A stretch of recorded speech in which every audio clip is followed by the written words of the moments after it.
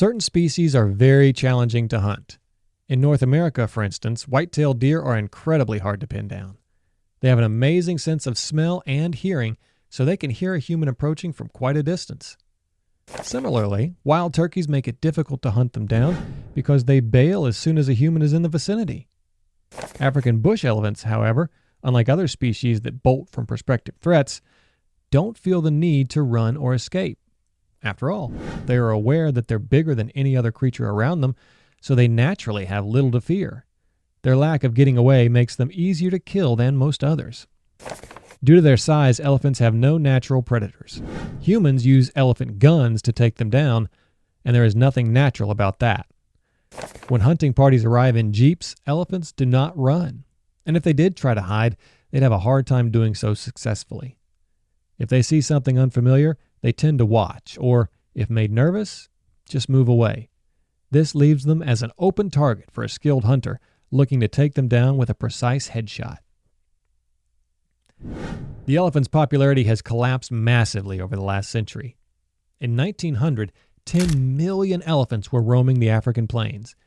These days, there are only between 450,000 and 700,000. While this is a sizable number compared to some other endangered or vulnerable creatures, the rate of population collapse makes them very much endangered. Most of the millions of elephants who perished did so before many African countries began more strict policing of the hunters in the middle of the 1900s. Most of the current elephant hunts now occur by poachers who sneak in to do so illegally. While ivory is not permitted to be sold, many Asian nations still have an insatiable taste, not only for ivory products sold to them for around $5,000 in the form of tusks, they also love owning baskets made from elephant feet. There is legal elephant hunting in a few African nations, but the regulations are extremely expensive and impose rules in that hunters can only take down old bulls or cows and charge $50,000 per elephant. It is non-negotiable that the elephant must either be gravely ill, very old, or a threat to humans due to going rogue, with the latter typically taken down by game wardens who work for the wildlife preserves. Those elephants who can no longer foster offspring or are simply weighing down their herd are the one hunters are permitted to go after. Elephants set for targets cannot simply be shot anywhere. They need to be lured from their herds.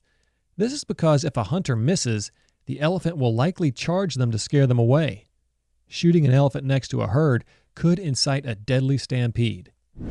Even when the elephant is on its own, the guide backs up the jeep and the hunter must fire their weapon from the back in order to more easily make a getaway in case of a charge.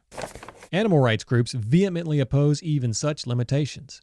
Proponents of them, however, argue that not only are they sparing the elephant from starvation, but they're also ending its life quickly, rather than when it's old and feeble, falling vulnerable to being taken down by a pride of African lions.